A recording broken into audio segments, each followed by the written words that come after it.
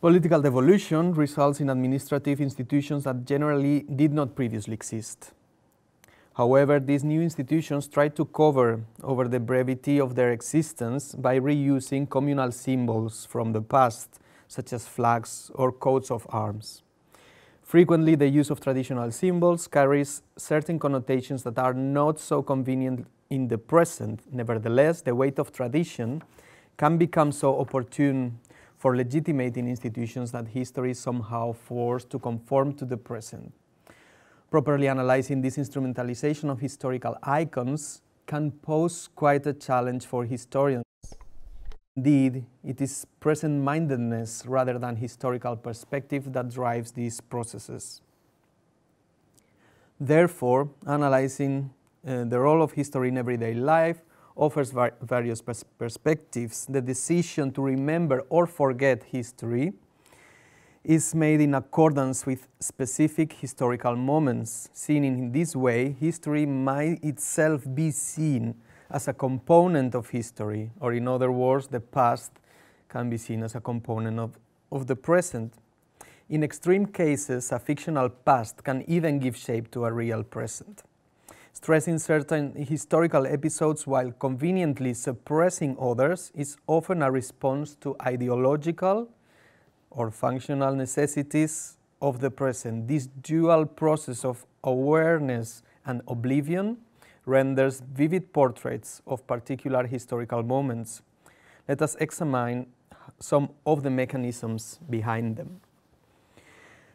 This talk will focus on history as it is used to grant legitimacy to new institutions, and will explore the extent to which symbols of the past are used to maintain power and create institutional legitimacy. In these processes, the historical relevance of symbols is submitted to the symbol's power as a political weapon. This talk's central theme is that by studying inconspicuous yet pervasive elements, such as institutional symbols, we can learn to see clearly the manner in which communities take shape. We must accept that any given national symbol has been selected from myriad different possibilities. The selection of any one symbol over another shows clearly how its relative community is programmed. History can be most effective in creating communities and making people feel part of them.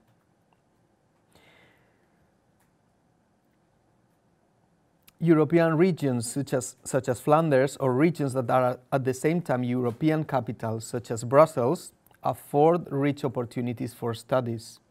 Their formations are twofold. On the one hand, these two regions developed on the same patterns of nation-building processes, and on the other hand, both seek to nurture international projection through the same symbols. These aims are not mutually exclusive, as we will see. As Eric Hobsbawm states, plenty of political institutions, ideological movements and groups, not least in nationalism, were so unprecedented that even historic continuity had to be invented. For example, by creating an ancient past beyond effective historical continuity. This situation is most likely to occur after periods of federalization or political devolution. At such points in time, symbols are sought to provide continuity and to brand new institutions.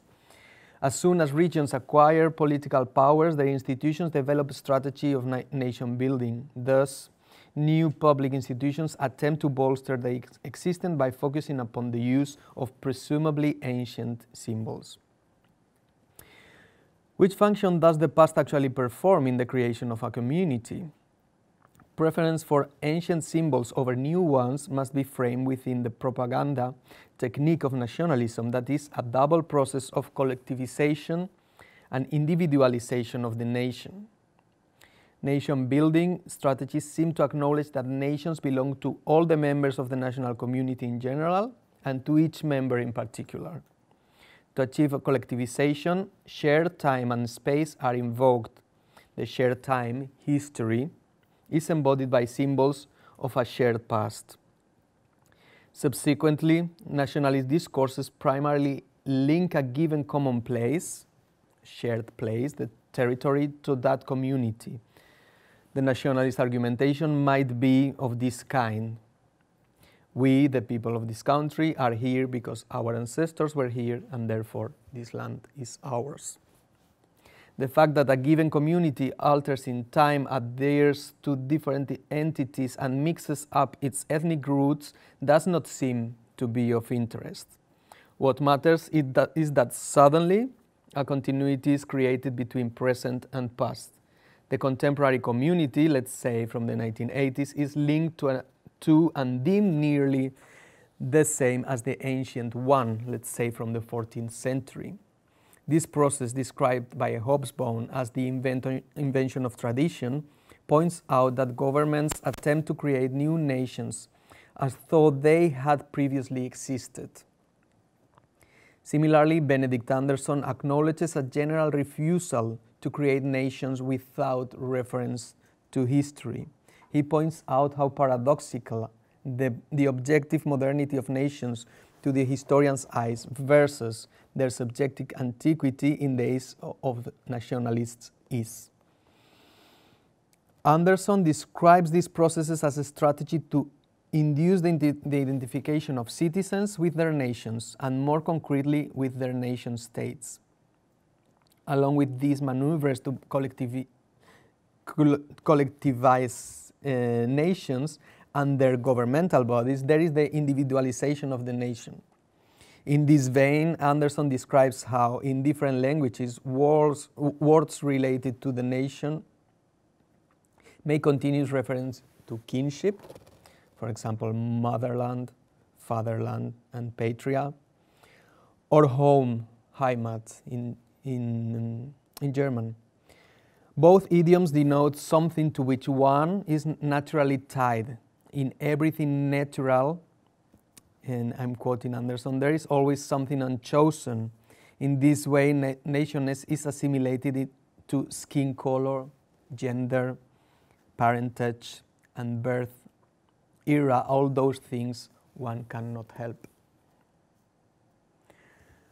Constructivist theories of nationalism define the study of symbols as the means for decoding immaterial concepts. National symbols make it easier to understand particular conceptions of nationalism and national identity. They reveal how several concepts about collective identities have been formed. Hobsbawm's account stresses the application of constructivist methodology to the discipline of history.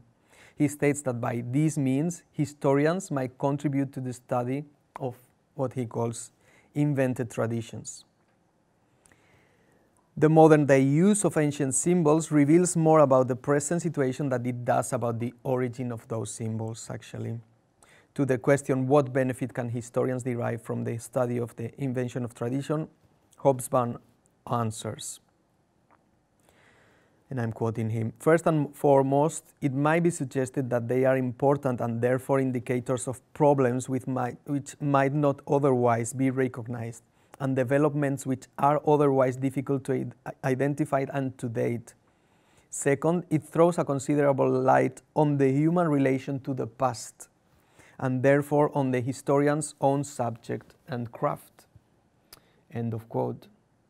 Indeed, the study of national symbols as conscious choices rather than as givens makes it easier to understand a particular moment, and what is more, how history has been historically interpreted and mediated.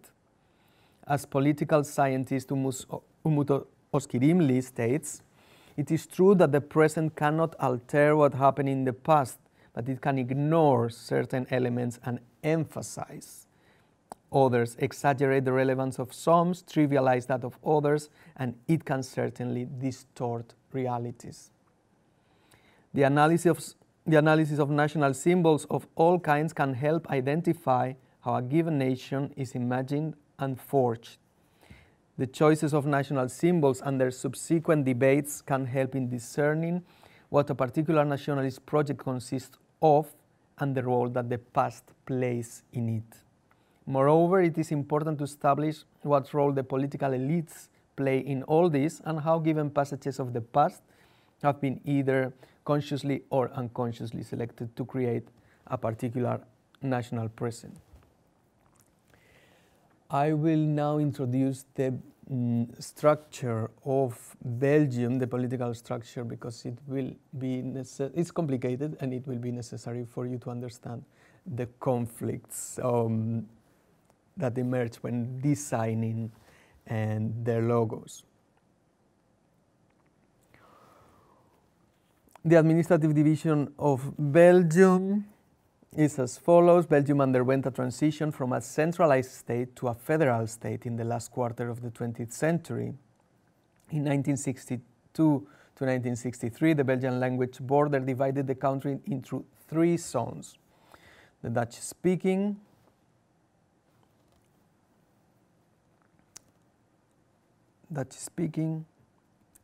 French-speaking, and German-speaking.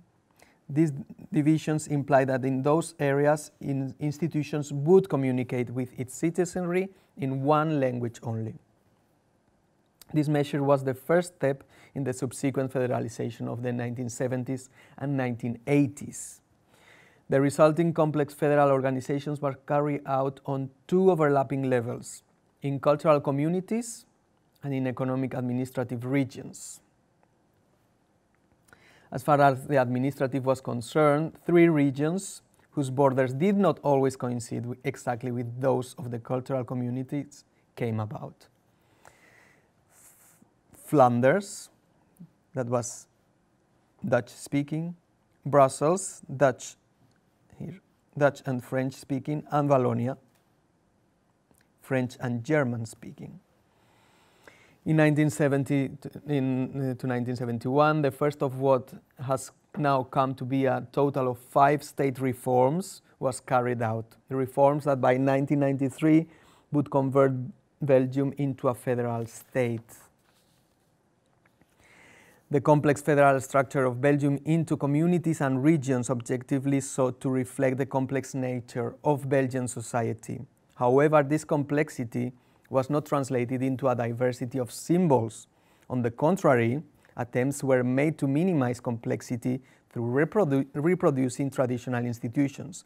The first example below explores the adoption of the ancient herald of the historical county of Flanders by the Cultural Council of the Dutch-speaking cultural community in 1973. The second example studies the reuse of the balloon Rooster for the Cultural Council of the French-speaking cultural community of Belgium. So what I've said so far is that the administrative division of Belgium is divided in as if they had 2 governments that have different powers. So the cultural communities have powers on education and cultural, and they rule on these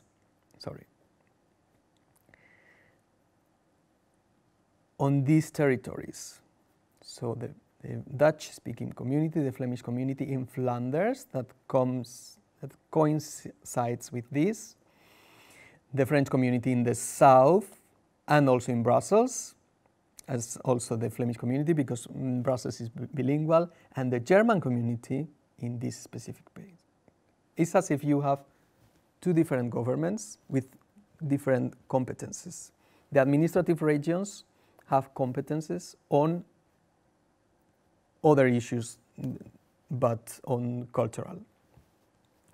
But the territory of action is also different. So, for example, the Flemish regions, this other governmental body, is not so conflicted because it comes more or less on the region that is Flemish speaking.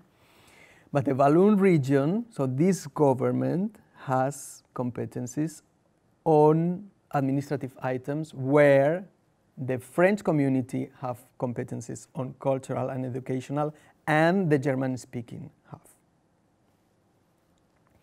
And the Brussels is also an administrative region that has competencies in the same territory where both the French community and the Flemish community have a say on cultural and educational items. So it is complicated, and it will, I will show, or what I want to show is that this complexity was not as reflected in the way they were managing their identity.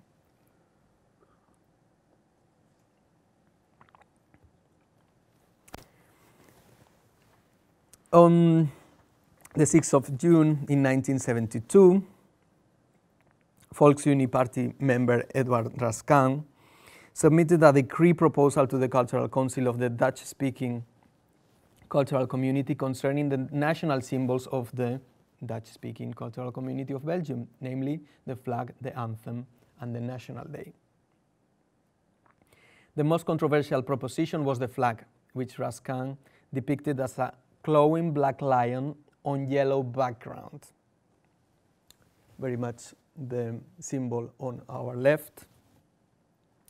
When Raskin tried to justify why the 1970s institution should adopt an all-heraldic emblem, he argued that just as Belgium had adopted the emblems of the former county of Brabant, in the same way Flanders could adopt the herald of the historical county of Flanders. Apart from the identical name, the current region of Flanders and the historical county of Flanders had, however, very little in common. The most noticeable difference between them is their difference in geographical area. To be precise, the historical county of Flanders was much smaller. It included only 2 of the 5 current Flemish provinces. And this is West Flanders and East Flanders. And from 862 to 1191, the present-day French department of North as well, of which Lille is the capital. So this was also part of the county of Flanders, which is now something completely different. But they considered that it was a good idea to use this and the same national symbols.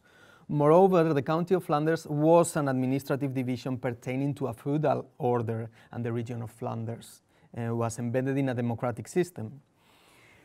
Some parliamentarians immediately contested Raskin's proposal regarding the flag.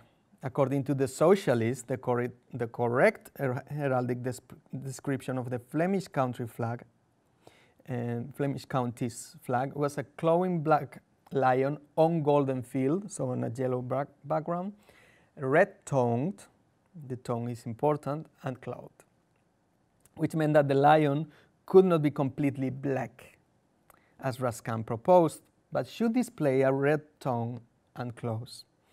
This nuance was of great importance, as the completely black lion without red tongue and claws had been the symbol of the Flemish movement, this nationalist movement I told you that had its most infamous moment as when they collaborated with the Nazi invasion of the country in the Second World War. A forerunner of the Volksunie, from which the party adopted its flag. Therefore, socialist parliamentarians saw in Raskin's proposal an attempt to impose the symbols of his party onto the institution as a whole. Although Raskin argued that the black lion belonged to the historical county of Flanders, conversely, the socialists proved that the original symbol had changed in meaning after being used by the Flemish movement. Only by reverting the symbol to its original state could the lion regain its original significance. Consequently, the Flemish lion symbolizing the Dutch-speaking cultural community boasts red tongue and claws. History delivered the necessary material for the creation of the Flemish symbol, but which moment in history was the most convenient? Contemporary issues and power tensions ultimately molded the discourse of history at their convenience. In this vein, the past was submitted to political power when the institutional present was at issue. Wallonia, the bold Rooster. The Cultural Council of the French-speaking, now we are moving south, The cultural, where the situation, as you have seen, is more difficult because there are two, one administrative region, Wallonia, but where two language areas are at stake, namely the French-speaking and the German-speaking. The Cultural Council of the French-speaking cultural community of Belgium adopted its own symbol in 1975. This time the chosen emblem was an old Walloon icon, a bold rooster, which was, I tend to pronounce rooster, but it's rooster, probably, rooster, okay, which was designed 60 years earlier by painter Pierre Paulus. This emblem from the 1910s conveyed the necessary elements to shape the cultural community in the 1970s. To begin with, it issued from a nationalist Walloon past. Second, it reaffirmed French cultural character, because the rooster is also used in France as a symbol. Third, it clearly differentiated the French cultural community from the Flemish community. In particular, after the centralization in the 1970s, an emblem was needed to relate the present moment to a previous period of self-consciousness. The long process leading to its approval gives one an idea of the difficult situations between the institutional reality of the Cultural Council for the French-speaking cultural community of Belgium and its symbolic needs. The final decree, dating from 20th July 1975, was only approved for 3 proposals, all coming from the same parliament member, Fernand Massard, a member of the French-speaking nationalist Rassemblement Wallon party, or translated Walloon Gathering. By electing the emblem of Wallonia for the whole French-speaking community, the symbol somehow superseded its limits, since Brussels was part of this community, but not a part of Wallonia. Moreover, Wallonia was populated primarily by French-speaking citizens, though not exclusively by them. In fact, the German-speaking community of Belgium was part of Wallonia as well, but obviously not a part of the French-speaking community of Belgium. Indeed, the difficulties that this symbol overcame in order to become official were different from the Flemish ones. This time the intricacies derived from the complex articulation of the southern region of Belgium. The solution was to reformulate the rooster verbally. Indeed, the rooster could not be the Walloon anymore, but just a bold rooster, in order to fit the necessity of symbols properly with the institutional reality. Summarizing, the Walloon rooster had its origins in Walloon nationalism, and the current division of Belgium into a French-speaking cultural community that included Brussels appeared to be an obstacle to bringing the past into the present. The Walloon emblem did not seem to reflect properly the current situation for the French-speaking cultural community of Belgium, but finally, its popularity and its ties with tradition made it match. Despite all the trouble in adopting the Walloon rooster for the French-speaking cultural community, a logical solution would have been to adopt a brand new symbol for a new institution. However, this possibility was not even discussed. And now it becomes even more complicated, because in 1998 the task became even more difficult. The Walloon region decided to adopt its symbols officially, because what you have on your at the left side of the image is as you see, the French-speaking community, and something that was completely different with different powers, as the Walloon region chose the same emblem that actually originally belonged to the region, not to the French speaking community. Okay, nevertheless, the Walloon region also adopted the rooster, since it was the most logical solution. The result was that 2 different institutions with different powers and different territorial dimensions had the same symbols. Consequently, the president of the Council of Heraldry and Vexillology, Roger Arminier, rapidly denounced this irregularity. Apparently, the Walloon Parliament did not consult the Council to adopt its symbol, and consequently, he stated, "It is inadmissible that two distinct entities make use of identical official emblems." Further, he insisted the Walloon region change its emblem, as the French-speaking community of Belgium had adopted the rooster earlier. These examples illustrate how institutional status seek legitimacy in symbols from the past. Needless to say, the historical county of Flanders had little or nothing to do with the current region of Flanders, and there was nothing like a cultural French-speaking community of Belgium before the early 1970s. Although the relationship between the chosen symbols and the administrative units they came to represent is not immediately evident, these institutions appeared as inheritors of previous entities by adopting concrete institutional emblems.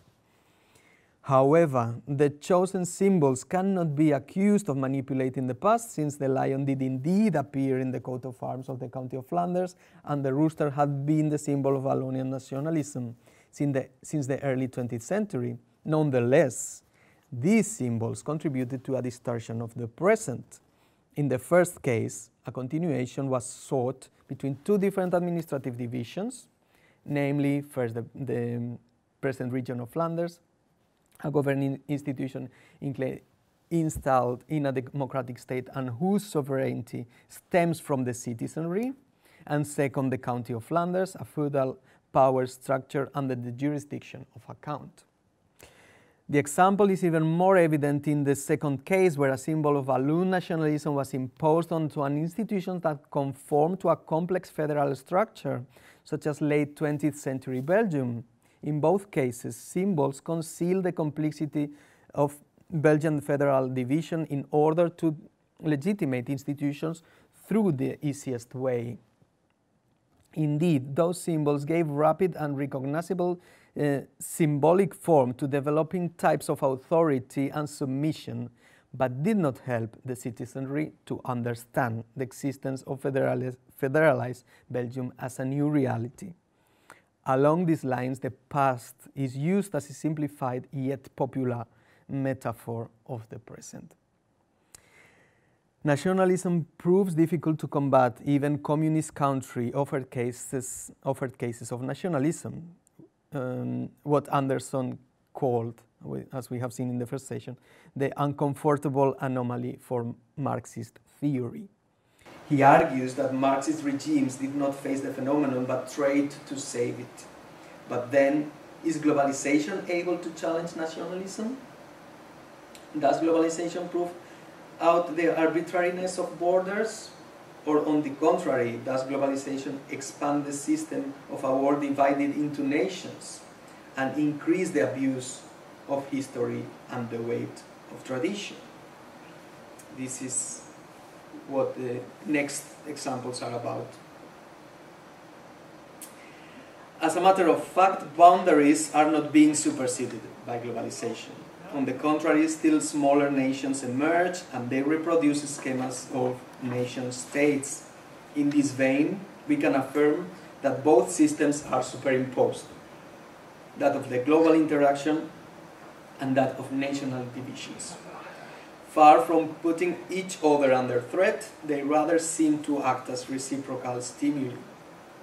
Belgian regions, some more than others, also needed to reflect that they were prepared to enter the list of competitive European regions, and their symbols needed to embody and convey this attitude. Were then the traditional symbols inadequate? This does not seem to be the case. The communication of modern values does not seem to challenge the authority of traditional symbols. Conversely, hybrid forms that embrace tradition and modernity were created. On some occasions, this aim was achieved by adding layers of meaning to a given symbol, and others by creating pseudo-ancient symbols.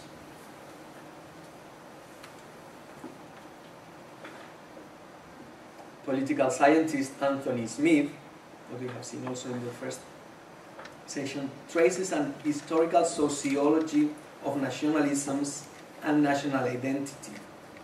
His study includes first the ethnic separatism from old empires in the 19th century, and second the ethnic nationalisms emerging in the overseas territories of European colonial empires in the early to mid 20th century.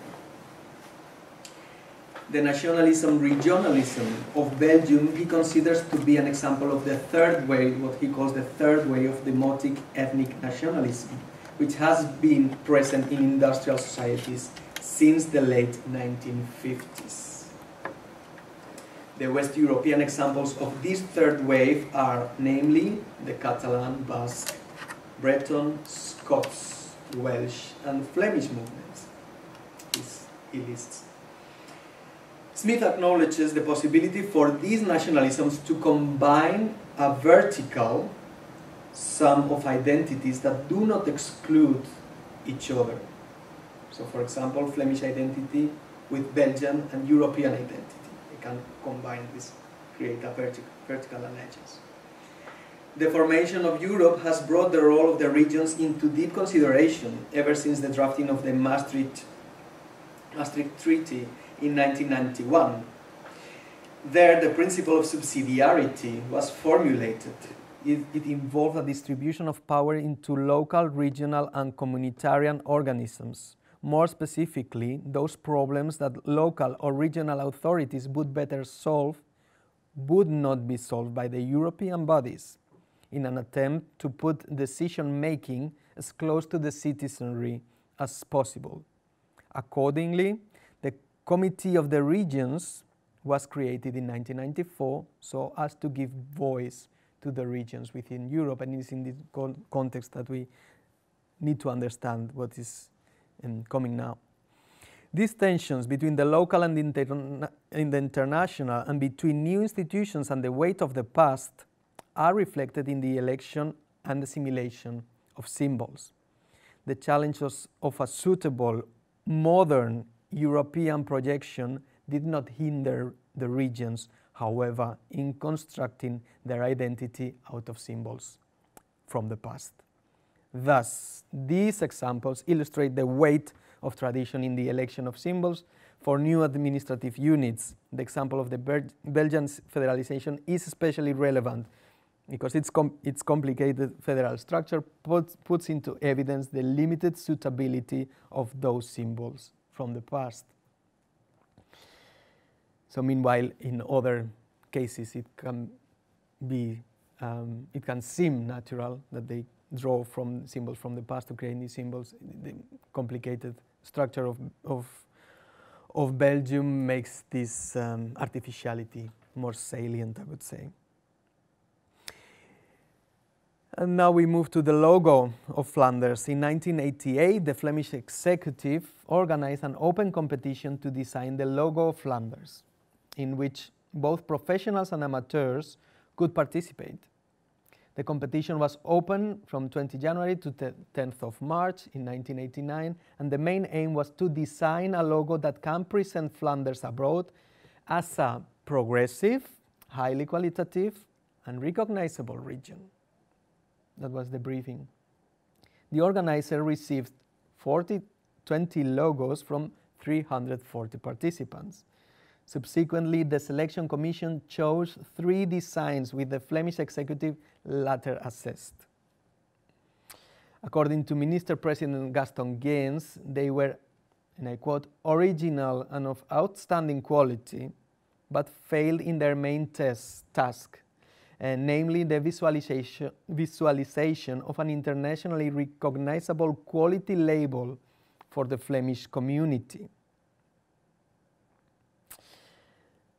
So they declared the contest void.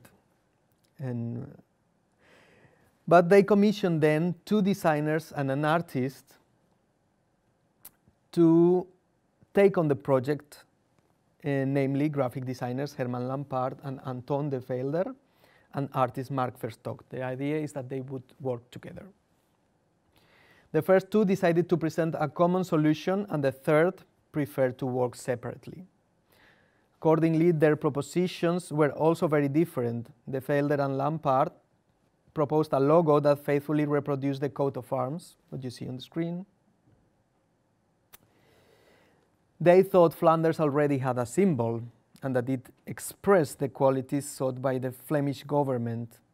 On the contrary, Verstocht presented an abstract geometric logo without any references to the emblems of Flanders. Mark Verstocht offered a continuance of his own artistic practice, which is distinguishable by the use of elementary geometric figures, mainly squares and circles, and a limited palette, black, gray, and white. His neutral logo objectively reflected a new Flanders, a logo without tradition, to reflect a new political entity with a completely new political status. The Commission decided to keep Lampaert and De Velde's proposal. Arguably, this solution was the most reconciliatory of the two. First, it would not trigger criticism from those who defended the lion as a valid logo for Flanders. Second, it would fulfill the first intentions of the government to express modernity. The Flemish government, which appreciated its heraldic suitability and its modern and visual attractive qualities, finally approved the project on the 28th of July 1989. Thus, the motive was not innovative, but at least its graphic style was. The lion was redrawn as a pictogram. This means no illusion of volume and no detail, which substituted the calligraphic representation of the coat of arms. But still, the lion seemed essential when depicting Flanders. Although the intention was to design a logo that can present Flanders abroad as a progressive, highly qualitative and recognizable region, the weight of the past seemed to be indispensable as far as identity symbols are concerned. The Flemish logo illustrated the permanence of antique symbols as suitable for the identification of objectively new governments. The result was not as modern as planned, but was a consensual solution, which joined different pairs of antonyms: modernity and tradition, heraldic, high culture, and pictographic, low culture, and local and international. Consequently, divergent perceivers could appreciate it. First, those who were seeking a traditional symbol, and second, those viewers who were searching for the internationally recognizable and progressive Flanders.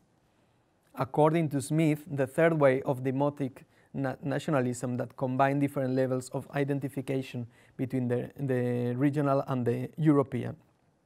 Similarly, symbols of these regions belonging to this third wave, as coined by Smith, these symbols reflect this multiple identification and can reflect multiple affiliations with tradition and modernity.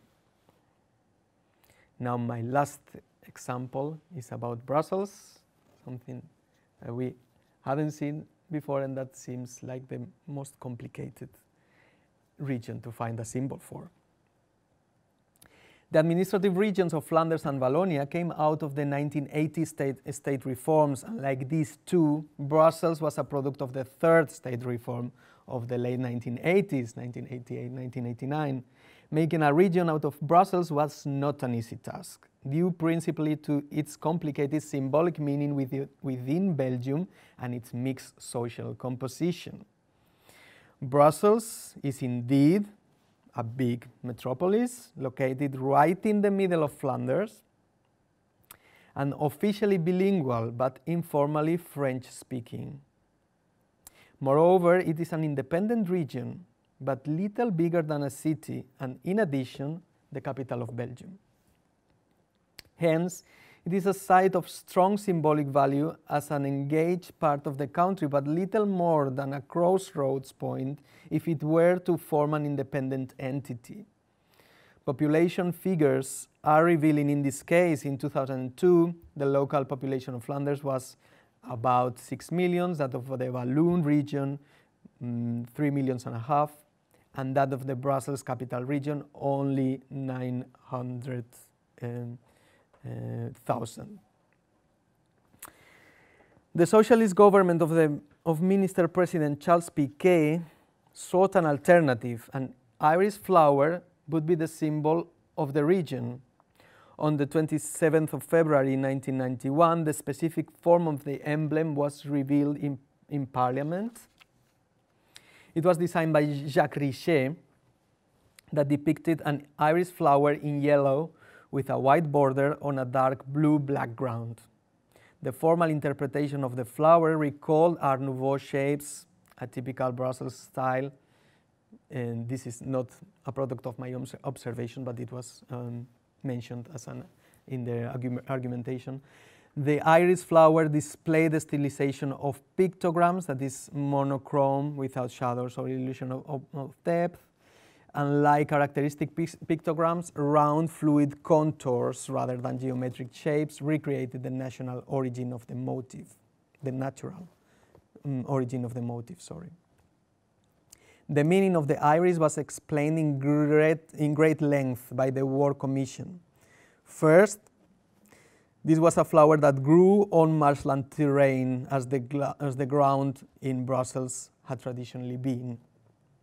Second, Brussels art had repeatedly represented this flower. Third, it was unique, as no other symbol from other Belgian communities and regions resembled it. Fourth, the commissioners invoked Greek mythology. There, the goddess Iris was the messenger of the other gods. So this made also sense in Brussels as a kind of central point or crossroads. Fifth, the iris and other flowers had been widely used in heraldry. Last but not least, the yellow and blue were the colors of the European flag, and Brussels was the seat of most European institutions. So this was an unprecedented symbol, but still they found some way of creating a past or suitability. And so the emblem appeared to bring together all the advantages of tradition, high culture, embodied in art, mythology, and heraldry, and the international projection towards a European intensive future. All the then chiefs of most of the parliamentary groups signed this proposition. This included principally both the French and Dutch-speaking factions of Socialist, Liberal, Green, and Christian Democrat parties. Accordingly, the parliamentary reception of this logo was enthusiastic. The deputies called the author, graphic designer Jacques Richet, an artist, and even an artist of international renown, but curiously never a designer. The French-speaking socialist Moreau described it as a collective work with recollections of Brussels Art Nouveau. He pointed out, and I quote him, "For Brussels' multicultural city regions with diverse and often antagonist sensitivities, this has been a kind of scoring of impossible adventure. What we knew, more or less, from the beginning is what we might not do. No rooster or lion, black, yellow, red, yellow and black, yellow and red, red and green, Saint Michel, Atomium, Mannequin Peace or City Hall, 12, 19 or 25 stars. As a city with European vocation, Brussels wants to transmit a spirit of openness within this symbol, past and present come together." And now I start rounding this up with the conclusion. The creation of a regional symbol seeks primarily to differentiate regions from their neighbors, basically. To achieve this aim, the antiquity of the symbol is clearly preferred over its novelty, even when no symbol existed, as in the case of Brussels, and it had to be newly created, and some kind of past had to be attached to it. However, the recent need for creating an international modern profile, injected the logos with modern features, either pictographic language as in the case of Flanders, or European colors as in the case of Brussels. Thus, their common characteristic was their consensual nature among national and federal, international and local, and central and regional, which the parliamentarian composition established in each case. Both the emblems and the logos, as visual recipients of regional identities, demonstrate how regional identity is not necessarily monolithic, but can rather combine different qualities into a single symbol. Consequently, the symbols accumulate layers of meaning which fulfill the expectations of several currents of opinion by counting on the selective perception of the citizenry. Belgian regional symbols brought about a difficult negotiation between their past, their nationalist movements, their current institutions, and their political forces. Brand new regional identities had something in common with nationalism from the past, but also something different, namely that they could participate on different levels of identification, from a European level to a local one.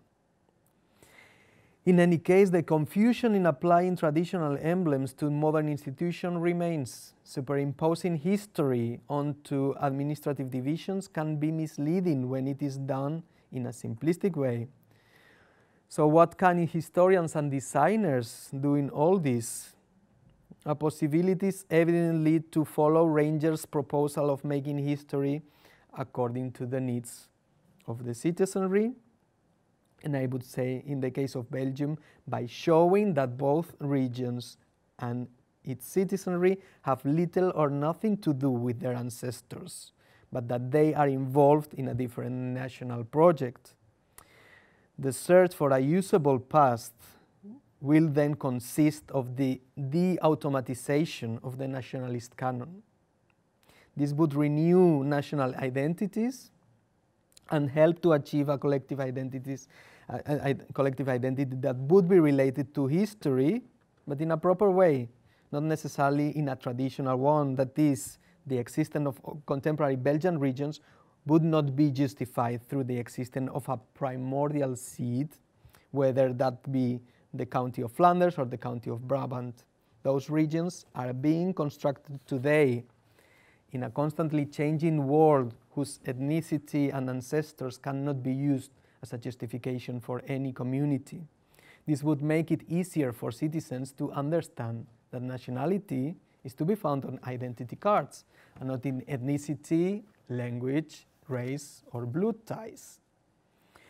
Therefore, a usable past in 21st century Europe would mean that historians would acknowledge the discontinuity of history and denounce the artificiality of some established continuities. Otherwise, citizenry would become a present-minded being in the world with ancestral ideas about what a nation must be. The right implementation of history can also be an antidote for misuses of history. In other words, historians can also apply a usable past policy to combat the wrong applications of history. In this case, a usable past ought to commend past and present appropriately. In the case of nation-building processes and national symbolism, the present would not need to suffer under the weight of the past. Against the establishment of an excessive continuity between past and present, the job of historians and designers would then be the decompression of history, separating, not amalgamating past and present, but trying to make it more clear. A better knowledge of history involves keeping the right distance with the past. Understanding the present means acknowledging both its dependence and its autonomy with regard to the past, as well as its projection towards the future. Thank you.